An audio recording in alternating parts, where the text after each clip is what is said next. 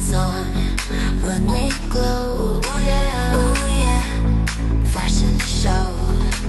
Bienvenidos a este especial de Conectando Talento, y el día de hoy vamos a hablar de ser mamá y trabajar en México en el marco del 10 de mayo. Y para eso tenemos una súper invitada, la doctora Ana María Navarro Casillas. Bienvenida. Pues muchísimas gracias a quien nos esté viendo, nos vaya a ver, nos vaya a volver a ver. Gracias, Paula, por la invitación. Muy bien, y antes de iniciar, cuéntanos un poquito de tu trayectoria, porque recuerdo que hace algunas semanas platicábamos, y en esa plática hablábamos de el rol que juegas desde ser mujer, ser esposa, ser mamá, ser profesionista, pero también compañera. Cuéntanos un poquito más para adentrarnos en el tema. Bueno, pues yo soy profesora en la Universidad Autónoma de Aguascalientes. Tengo mis estudios de doctorado en estudios socioculturales, pero mi ámbito de trabajo, de estudio, de especialización, digamos, es la comunicación.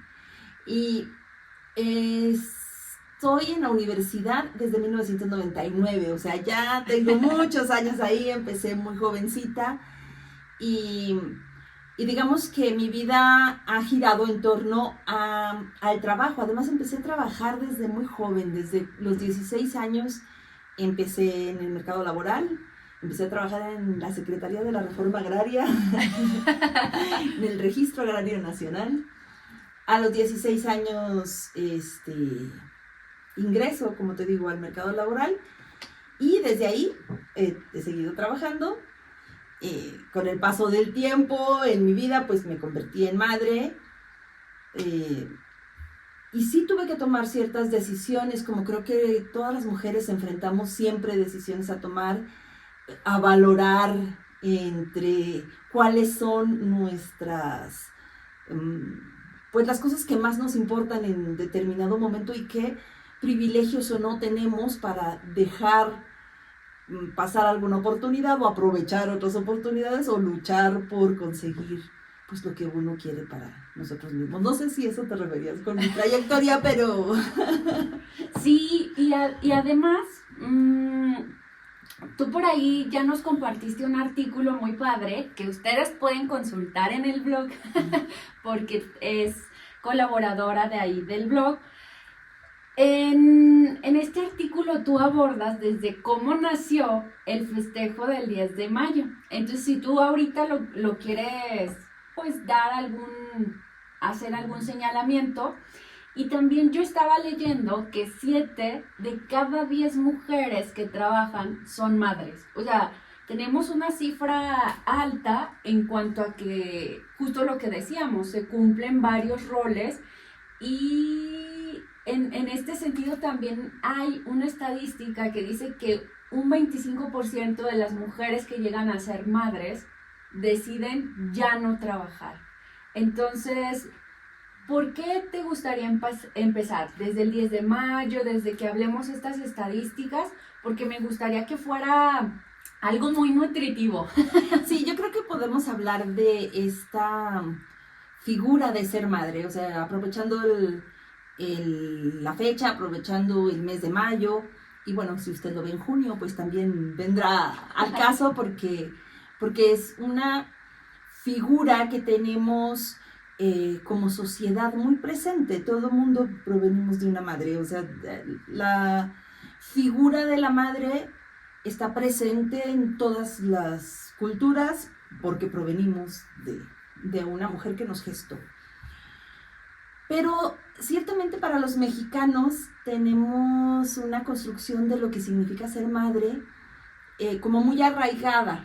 Para empezar, tiene unas connotaciones muy positivas. O sea, la madre es alguien a quien se le venera, a quien se le reconoce, a quien se le ama, porque ella, en esta figura simbólica, te ama a toda costa. ¿Por qué quiero empezar con esto? Porque muchas mujeres se convierten o nos convertimos en madre por una decisión personal, pero también muchas otras se convierten en madre porque toca, porque eres mujer, o por otras circunstancias más complejas de la vida, porque no tienes como mucha forma de elegir el rol que vas a desempeñar. Entonces, una vez que te conviertes en madre, en una sociedad que no todo mundo puede darse el lujo, cuando esto es un lujo, una decisión personal de no trabajar, por decirlo así, eso también tiene muchos matices. Si quieres los vamos abordando así poco a poco, pero pues las mujeres tienen que trabajar, sea de manera remunerada o también trabajan mucho de manera no remunerada, entonces hay que sacar adelante a la familia. Entonces, por un lado está esta concepción de la mujer como que es un rol el que tiene que desempeñar el del ser madre. Está bien visto la mujer que es madre. Está más o menos muy criticado a la mujer que decide no ser madre por decisión propia. Está este rol, esta presión social siempre sobre la mujer con relación a la maternidad, sea lo que sea que decida, si no, hay una presión. Por otro lado, la presión económica de salir adelante, de mantener a tu familia, de cumplir también tus sueños profesionales, porque no nada más se trabaja por los demás, también muchas mujeres trabajan por sí mismas para cumplir algunos proyectos personales. Entonces hay una cantidad de matices en el tema que resulta muy interesante. Pero yo partiría de este concepto de ser madre que tenemos en la sociedad. Fíjate que me hiciste acordarme de dos situaciones. La primera es del libro de Virginia Woolf, de Una habitación propia. Porque en ella va narrando de cómo las mujeres, para poder escribir, tenían que hacerlo en un espacio destinado específicamente y que no podían pisar el pasto de las universidades, y más o menos lo que recuerdo porque ya tiene tiempo que lo leí, o sea, porque ya había un prototipo, un rol ya estructurado de lo que tú tienes que ser en la sociedad. Me hiciste acordarme de esto, pero también de una persona que decía hace tiempo que ella escuchaba que algunas amigas decían sobre, oye, es que tuve que renunciar a mis sueños para ser mamá. Entonces ella decía, yo no quiero darle ese peso a un hijo mío de decirle que por ti no fui yo. Quiero enseñarle a mi hijo que por él y junto con mis sueños las cosas pueden salir. Entonces se me hizo muy interesante esa reflexión, y ahorita con lo que tú dices me vuelve a la mente. Sí, como te digo, es una situación pues muy compleja. Hay tantas historias como personas, ¿no? Muchas mujeres todavía se ven obligadas por la estructura social a su alrededor a renunciar a sus ideas, a sus proyectos, a sus sueños, a sus oportunidades, porque se embarazan, por ejemplo. Pienso en mujeres o sea, eso ocurre en todos los sectores, pero pienso específicamente en estas mujeres que al tener una situación de embarazo, sea elegida o no, pero muy jóvenes, tienen que dejar sus estudios, por ejemplo, para poder atender a su bebé, y si están en compañía, pues para cumplir con este otro rol de mujer ama de casa que quizás le exija su compañero o su suegra nueva, o no sé, o sea, hay muchas situaciones, pero sí hay mujeres que renuncian a sus sueños porque se embarazan. Una cuestión puede ser esa, como que las cuestiones estructurales, sociales, de carencias económicas, de falta de oportunidades, de falta de red de apoyo, quien te ayude a cuidar de ti, de tu bebé, porque necesitas una red de apoyo. O sea, necesitas poder dejárselo a tu cuñada, por ejemplo, para que te ayude con el niño mientras tú vas a la escuela para poder terminar los estudios, o tener la manera, las prestaciones sociales o el dinero para dejar al bebé en una guardería, etcétera, etcétera. O sea, la mujer es red social de apoyo para muchas mujeres y depende también de muchas mujeres para cumplir con sus proyectos. Esa es una situación. Pero otra situación también es que nuestros esquemas laborales y económicos no siempre están acorde con los ciclos, con las necesidades de lo que implica ser madre. A lo mejor estabas en un trabajo en donde tenías que viajar mucho y entonces al tener un bebé tienes que priorizar si lo que te importa más es continuar con ese proyecto y cómo vas a resolver el asunto de tu bebé, o si debes decidir por quedarte en casa o en otro trabajo, cambiar de empleo que sí se adecue a las necesidades que se generan con la maternidad. Es muy complejo. Creo que no está resuelto todavía en muchos países. Se han hecho pues muchos avances, por ejemplo, con permisos de maternidad muy extendidos. Hay países que tienen permisos de maternidad hasta por 2 años. En México todavía nuestros permisos de maternidad, que ayuda mucho, es mejor tenerlo que no tenerlo, pero son demasiado cortos. Y bueno, hay situaciones, como digo, muchas. Imagina estas mujeres que tuvieron un bebé que tenía a lo mejor alguna complicación de salud, alguna necesidad de cuidado especial en los primeros meses de vida, o cuestiones de depresión postparto. Depresión postparto, complicaciones de la misma madre después del parto, no solo depresión, sino algunas otras cuestiones médicas. Y en tu esquema patronal a lo mejor no está considerado esperarte, por ejemplo, mientras te recuperas. Dentro de mi trayectoria también participé hace años en una asociación que se llama la Liga de la Leche, y es una asociación pro lactancia. En ese grupo, junto con otros grupos, se reflexiona mucho de la importancia que tienen las madres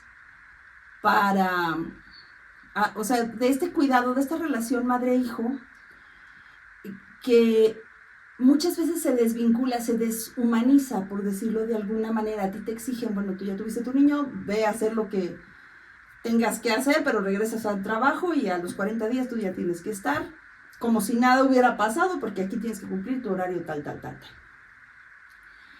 Y decían, estas mujeres con las que yo participaba, reflexionaban que si como sociedad valoráramos el vínculo, la importancia pues de este vínculo de la madre con su hijo, deberíamos de ver cómo ese momento es súper importante para lo que será la sociedad después. O sea, una madre que en ese momento tiene que criar a su hijo, ese hijo será pues un ciudadano más de nuestra sociedad. Si lo desvinculamos, lo deshumanizamos, pues también ahí vienen consecuencias. Entonces se puede abordar desde muchos aspectos, pero sí es verdad que las mujeres nos enfrentamos a estructuras sociales, estructuras económicas, laborales, que no siempre van acorde con lo que pues cada mujer puede esperar para su propia vida y la de su familia en este caso. Y en el caso de Ana María, ¿cómo cambió el trabajo a partir de que tú fuiste mamá? Porque ahorita reflexionábamos al inicio de retomar actividades, pero no solamente es esa parte, porque se agregan un montón de actividades adicionales. Y estamos hablando de enfermedades o de juntas en la escuela, o de. Entonces, ¿cómo cambió tu relación desde ese punto? En mi caso, yo creo que he tenido el enorme privilegio de que mi horario laboral no siempre ha sido como tan demandante. O sea, sí, por supuesto, he cumplido con un horario, pero he programado mi actividad, sobre todo durante el tiempo de la infancia, de los niños bebés y luego la infancia, para que me fuera posible atender esas otras situaciones que se dan, como ir a la junta y recoger a los niños de la escuela, ir a las juntas de la escuela, llevarlos al médico, etcétera. En mi caso personal, mi situación laboral me ha permitido ir adecuándonos a eso. Pero bueno, también es cierto que, por ejemplo, cuando yo hice mi doctorado, mis hijos estaban en la primaria, y yo tenía siempre la broma que terminaba mi horario de mamá a las 10 de la noche, ya cuando estuvieran en teoría dormidos. Y empezaba tu horario de empezaba estudiante. mi horario, a las 10 de la noche empezaba mi horario de estudiante de doctorado. O sea, y yo creo que lo han vivido muchas personas en situaciones similares. O sea, te conviertes en varias personas. En un momento eres la Ana mamá, en otro la Ana maestra, la Ana tal, y tienes que pues organizar tu vida para que eso sea posible. En mi caso fue posible, pero sí ha tenido consecuencias esa decisión, porque decidí, digamos, bajar el ritmo de trabajo en algún momento, porque por decisión personal decidí enfocarme en la crianza de mis hijos, pero eso sí me limitó oportunidades. O sea, eso sí me hizo no acercarme a oportunidades o luchar por ciertas oportunidades que ya después no pude volver a retomar. No sé si queda claro pues esa idea. O sea, si son elecciones que uno hace, algunas desde la libertad, yo quiero creer que las mías fueron libres, otras personas tendrán que elegir porque no queda de otra, pero que sí es muy complicado retomar después. O sea, el tiempo cobra, y también es una cuestión que a las mujeres que son madres y tienen que hacer estas elecciones en el trabajo, no te espera. O sea, sí pasa factura.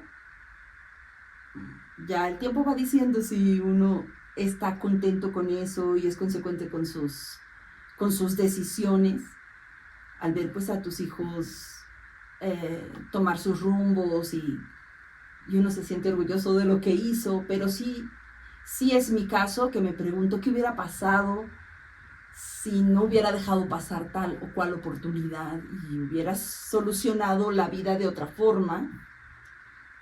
No lo sé, no tenemos la respuesta, pero sí hay que hacer estas elecciones. Sí, porque somos tomadores de decisiones. Incluso cuando tú dices, no voy a decidir nada, estás decidiendo en ese momento. Y me llevas a reflexionar en dos temas. Ahorita que tú dices del paso de las oportunidades, porque también los estudios nos hablan de una diferencia salarial entre un hombre y una mujer que es madre. O sea, hay estadísticas donde se indica de un porcentaje que gana menos. O sea, estás hablando de actividades, de esfuerzo, y hablamos de esto de una elección de ser madre. Y sobre todo también hay quienes no lo eligen. De manera consciente. Fui a una exposición a un museo, y era una exposición de personas que son pacientes psiquiátricos, y ahí había personas con adicciones, con otras situaciones, y un cuadro decía que era como un infierno, algo así, el ser madre sin haberlo elegido. O sea, el cuadro de la persona era renegar de su proceso maternal porque ella no lo eligió. Y bueno, no sabemos la circunstancia de esa persona, porque pudo haber sido muchos. Entonces, en este sentido, ¿qué te da la parte salarial? Fíjate que antes de pasar a eso y haciendo el paréntesis de lo de la elección, como broma decimos la bendición, ¿verdad? Al bebé que viene de pronto sin ser elegido, pero hay un contexto muy complejo atrás de todo eso y esta idea de llamarle, pues es que ya fuiste bendecida con un hijo, bueno, no siempre y no para todas, ¿verdad? O sea, esa es otra discusión, en otro podcast lo vemos.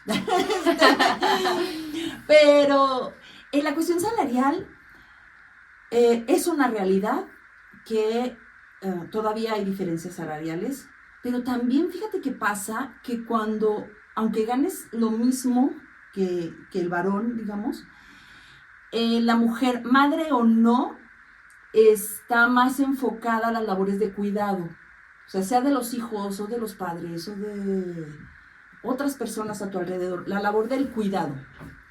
Y eso hace que el salario rinda menos, porque también está por ahí, se me escapa ahorita en donde lo publicaron una infografía de la ruta que hace la mujer para el trabajo y del trabajo a la casa.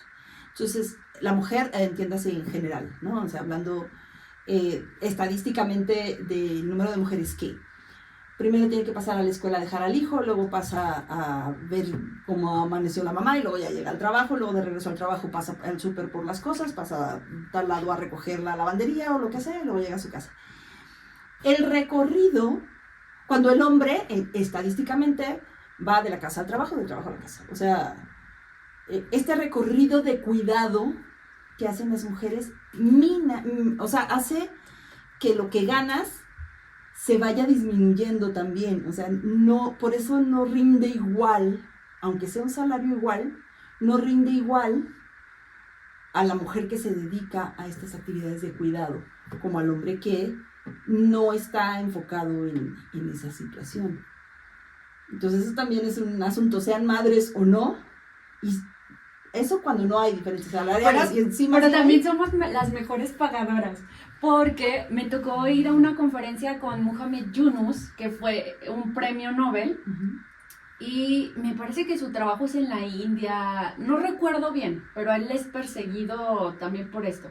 Entonces, estos bancos le prestan por esos estudios a puras mujeres porque ellos se dieron cuenta que eran las mejores pagadoras. Pero las tasas de interés en la historia han sido más altas para mujeres que para hombres.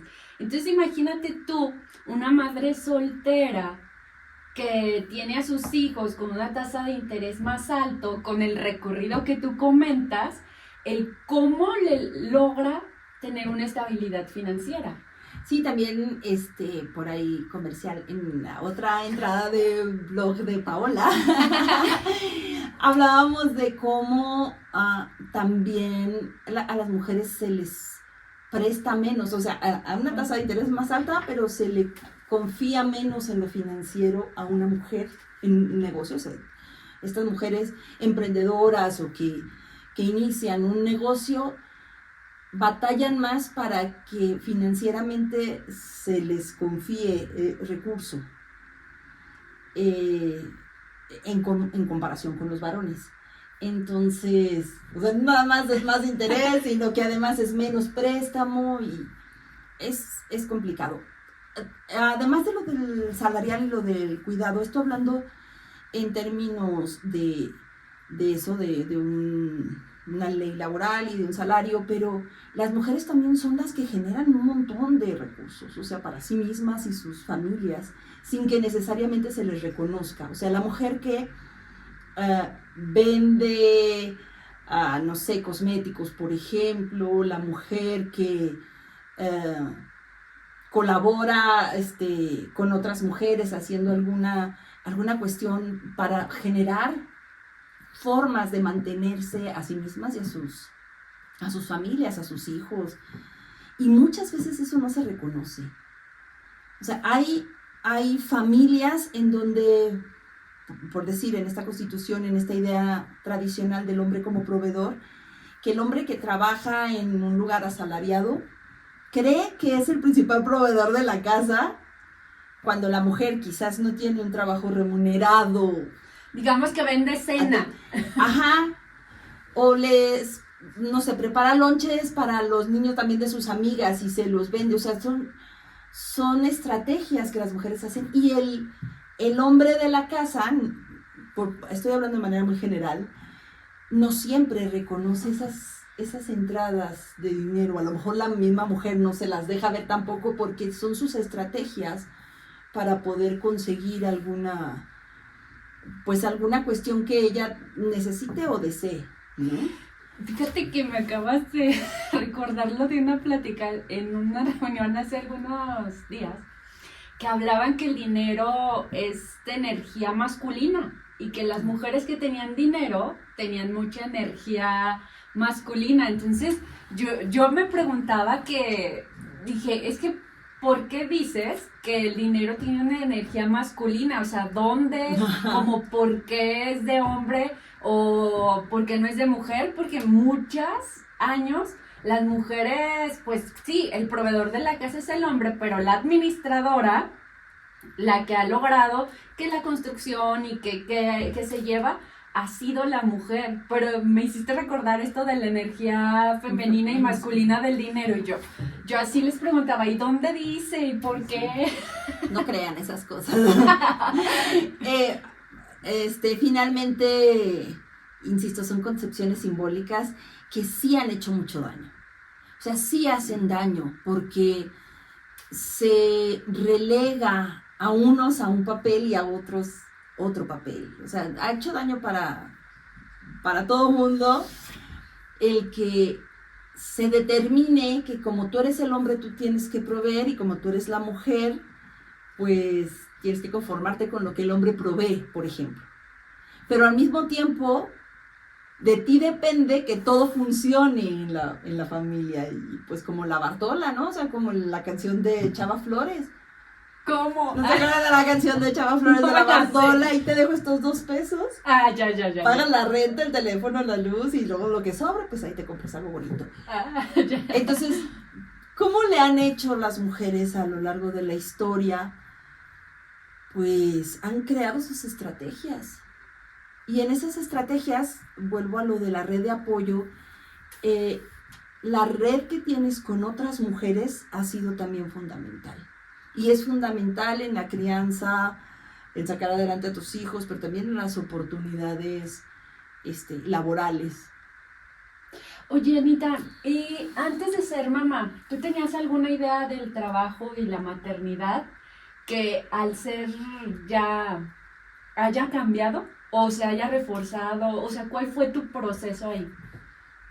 Ay, no sé si lo tenía.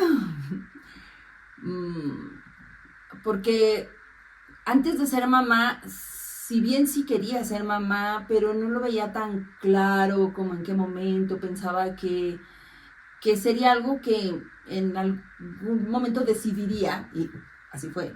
Pero de hecho yo fui mamá a los 31 años, 32, cuando en mi generación, pues muchas mujeres eran mamás desde antes, ¿no?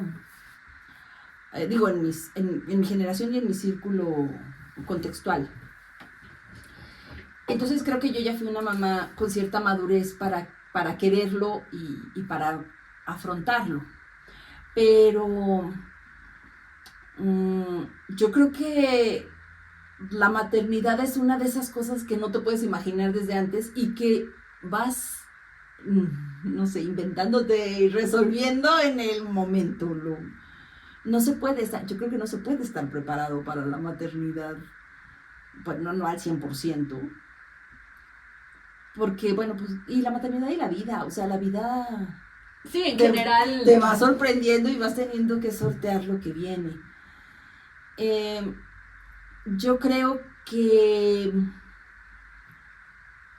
no cambió tanto mi concepción de lo que era la maternidad y el trabajo, pero sí me enfrenté como a barreras que yo no sabía que existían. O sea, yo sí pensaba que habría tiempo después, a lo que te decía de tomar esta decisión de bajar un poco el ritmo. Yo decía, bueno, cuando los hijos tengan determinada edad, no sé, que entren a la primaria o que entren al kinder o lo que sea, retomaré donde donde dejé. Y eso creo que sí cambió en mi concepción, o sea, no sucede así. Teníamos una discusión, por ejemplo, cuando estudié el doctorado, como dije ya, lo estudié cuando mis hijos estaban en la primaria, y en ese entonces había una restricción de edad para acceder a ciertas becas o beneficios. O sea, tenías que tener el posgrado tal, pero menos de 30 años, por ejemplo, así. Y nosotras, en la comunidad de mujeres estudiantes e investigadoras, decíamos, es que, ¿cómo puedes enfocarte a estudiar un doctorado al mismo tiempo que en tu vida personal y biológica y lo que sea, está la energía para convertirte en madre? Pero, o sea, las dos cosas, sí se puede, muchas lo hacen, pero muchas veces eliges primero hacer una y luego la otra. Y muchas mujeres eligen primero dar a luz y luego retomar sus estudios. Cuando esto ocurre, ya no tienes oportunidades de beca, de oportunidades laborales, acceder a programas. Y eso es muy injusto. Ese tipo de barreras son las que conocí. Afortunadamente ahora ya hay leyes de no discriminación y la edad es una de las situaciones por las que no te podrían discriminar, por ejemplo, o sea, está contra la ley. Entonces ya no te pueden decir, no, pues si ya pasas de los 30 ya no puedes acceder a tal beca. Eso es contra la ley ahora, pero fue una situación y estaba ahí y hubo cosas que ya no se podían porque pues tú decidiste ser mamá en vez de ponerte a estudiar antes, por ejemplo. Anita, y dentro de todo el contexto que tú tienes de los estudios, de lo que conoces de las estructuras, del feminismo, ¿tienes algo que quieras compartirnos respecto a la inserción de las primeras madres en el ámbito laboral? Sobre todo por esta versión tradicional que tenemos en México, de que la mamá está en casa, una cuestión incluso hasta de culpa, de mala madre, lo dejaste, lo abandonaste, cuando hay un padre que iba y venía, pero él no es malo porque está cumpliendo con su rol. En este sentido, ¿hay algo de información? Sí, hay muchos análisis que se hicieron, por ejemplo, o sea, pienso en este momento, en lo que ocurrió durante la Guerra Mundial, en los 40 en Estados Unidos, específicamente estos análisis, en donde las ciudades, como tal, las poblaciones se quedaron sin hombres porque los hombres estaban al frente en la guerra, entonces alguien tenía que hacer el trabajo. Y ese alguien, pues fueron las mujeres. Entonces muchas mujeres en Estados Unidos y en Europa, sobre todo pues en estos países que mandaban a sus hombres a la guerra, las mujeres se integraron a laborar, al campo laboral. Específicamente en Estados Unidos se convirtieron pues tuvieron que hacer lo que hacían los hombres, ¿no? Viendo esta mirada como pragmática de necesitamos mano de obra, pues vengan, las capacitamos y ahora ustedes son las productoras. ¿Qué pasa cuando los hombres regresan de la guerra? Cuando se acaba la guerra, regresan de la guerra y querían ver a sus mujeres en sus casas. Entonces estas mujeres que ya habían estado produciendo en la fábrica tuvieron que regresar a sus casas y ya no fueron bien recibidas en el campo laboral. Y además se creó toda esta estética que ustedes seguramente recordarán y han visto de los anuncios americanos de los 50, de la esposita así toda perfecta, con vestidito, peinadito, la familia ideal americana, la mamá perfecta, los hijos perfectos, el perro y el marido que llega de casa. Entonces, que tiene que encontrarla impecable a la casa, a los hijos y a la esposa. Entonces, hay muchas reflexiones a este respecto de cómo esto generó también, pues, movimientos de mujeres que no quisieron regresar a esos roles o no aceptaron que nuevamente se les catalogara como un objeto de belleza en su casa o de ahí, ¿no? Un florero que dicen también algunos Entonces, sí hay muchas reflexiones al respecto, y el feminismo, por supuesto, tiene una larga pues una postura muy, muy importante respecto a estas oportunidades, esta inserción de las mujeres en la vida económica y productiva, y otros derechos, ¿no? Como el derecho a votar, el derecho a decidir, el derecho a decidir sobre tu cuerpo, y bueno, así seguimos con toda la historia de los feminismos desde muchísimos años atrás. Fíjate que ya se nos está acabando el tiempo y siento que falta mucho, pero si tú en este momento, siendo toda esa investigadora, todos los conocimientos, pero también siendo mamá, el día de hoy tienes la posibilidad, una varita mágica, de cambiar algo en el mundo laboral. ¿Qué cambiarías y por qué? Yo creo que sí iniciaría por cambiar en torno a los permisos de maternidad. Las semanas, el número de semanas.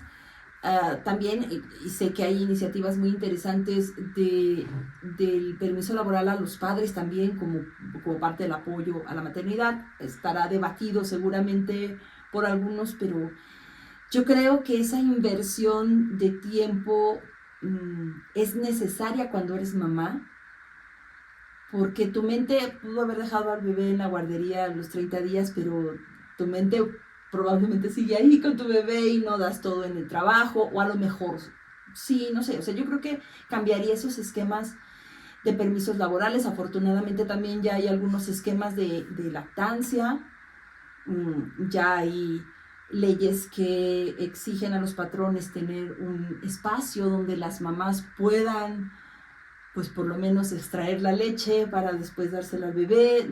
Creo que falta mucho por recorrer.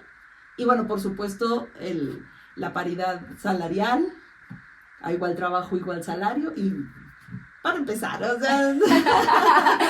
y me gustaría si nos puedes compartir algo de por qué nació esto del 10 de mayo, que también hay algo debatido, que dicen, el Día del Padre ni se acuerdan, el Día del Hombre, pero quieren que el 10 de mayo, ¿cómo surgió esto? Como te decía, este es un asunto que tiene mucho que ver con la ideología. Entonces, a esta figura de la Madre Santa, de la Santa Madre, de Santa Mujer, de la Buena Madre, resulta que cerca de los años 20, las feministas ya estaban promoviendo el ser madre como una elección, y que la mujer pudiera tener algún método anticonceptivo para no quedar embarazada si no quería quedar embarazada. Esto no le gustó mucho a la sociedad conservadora, y específicamente por ahí un diario nacional que se llama Excelsior propuso, después de denostar a estas ideas feministas, crear la celebración del 10 de mayo, del Día de las Madres, que tuvo lugar pues el 10 de mayo. Y a partir de entonces se ha celebrado ese día como una pues intención de celebrar lo que es una buena madre. Nace así, de manera ideológica, muy fuerte, pero luego también se convierte, porque es una oportunidad invaluable comercial, y se convierte en un día pues para vendernos cosas. Pero el chiste es que nos venden ollas y licuadoras. A ver, el Día del Padre, ¿qué venden? Botellas. El Día de la Madre, la licuadora. Decimos, bueno, ahí están roles muy específicos de nuestra... Sí es cierto que de nuestra cultura, pero promovida pues desde intereses pues que se han construido desde hace muchos años en lo ideológico y en lo político y en lo económico. Me acuerdo que en la prepa, una vez así llegamos y ¿qué le regalaron a tu mamá? Y una compañera, ay, le regalamos un horno de microondas que nosotros ya necesitábamos para hacer palomitas. Y luego le dije, pero ¿fue un regalo para ella o para ti? No, para ella, para que se aligere el trabajo, sí, sí. pero que vamos a usar nosotros, entonces así me dio risa. Porque es un regalo para que pueda seguir cumpliendo con su rol. No sé si la han visto, pero esta comediante que es la India Yuridia tiene pues unas narraciones, pues es comediante así muy chistosa sobre el Día de las Madres. Y como dice ella, no, mejor no me festejen, muchas gracias.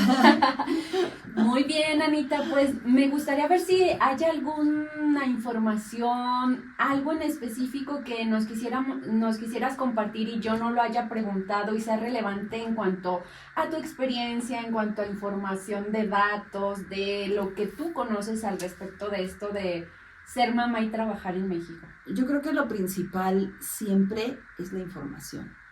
O sea, yo creo que, como decíamos, ante la necesidad de decidir, porque todos en nuestra vida estamos decidiendo, siempre lo mejor es estar informado. Entonces, antes de condenar alguna idea o apoyar así ciegamente alguna otra idea respecto a lo que es ser madre, por ejemplo, que es el tema que platicamos, mejor informarnos un poco y también entender que hay situaciones que a lo mejor nosotros no comprendemos del todo, porque lo digo esto porque es muy fácil criticar. O sea, yo creo que así como es muy fácil decir, no, la buena madre es así y la figura materna tiene que ser esto, también es de lo más fácil de criticar en nuestro país lo que hace o no una mamá con sus hijos. Entonces, antes de criticar o antes de tomar una decisión, si es el caso, pues mejor informarnos, saber que la vida es compleja y las situaciones de cada quien, sus estructuras sociales son complejas.